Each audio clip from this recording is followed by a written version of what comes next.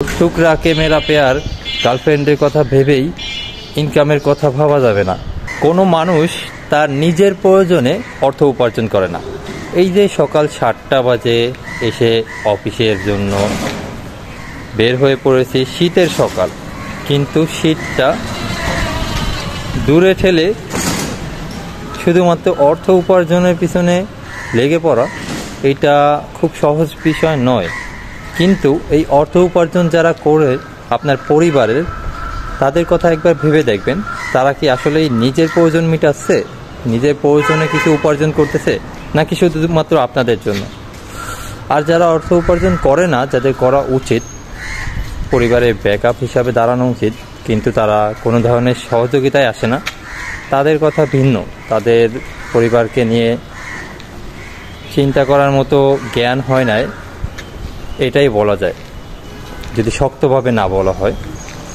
কিন্তু একবার আপনার বাবার কথা ভেবে দেখবেন, যখন আপনি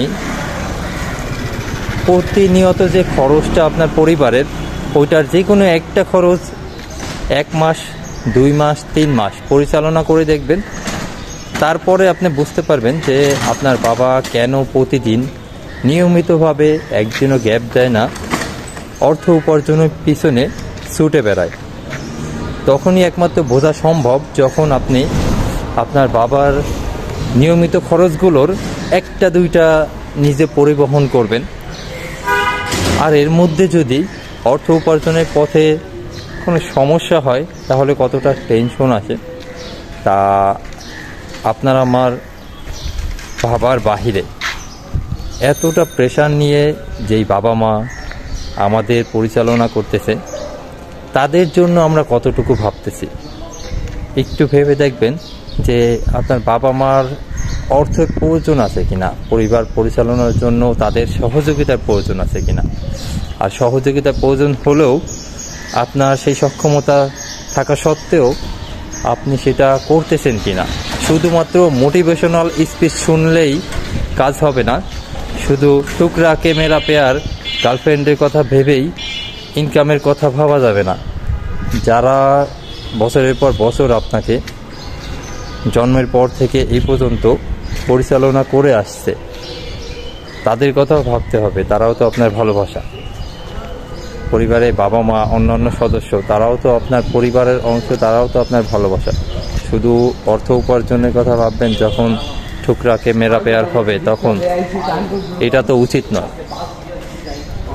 আসলে বর্তমান জেনারেশনের কয়েকদিন আগেই আমি একটা কথা শেয়ার করলাম আপনাদের সাথে, যে বাবাকে সন্তান তার ঘর থেকে বের করে দিয়েছে। মায়ের পৈতৃক সম্পত্তিতে ঢাকা শহরে সে বসবাস করে, সেই সম্পত্তিটা বিক্রি করে দেবে। বাবা বাধা হিসাবে ছিল, যার কারণে বাবাকে কিন্তু বাসা থেকে বের করে দিয়েছে।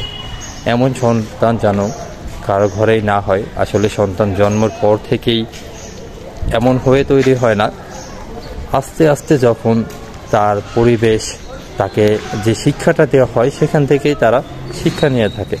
চেষ্টা করবেন সবসময় সংসারের কষ্ট উপলব্ধি করার, এবং আপনার সন্তানকেও সেই বুঝটা দেওয়ার চেষ্টা করবেন যে আপনার পরিবারের জন্য আপনি কি করতেছেন অথবা কি করা উচিত। তাহলে হয়তো সেই সন্তান কখনোই এই পথে যেতে পারবে না।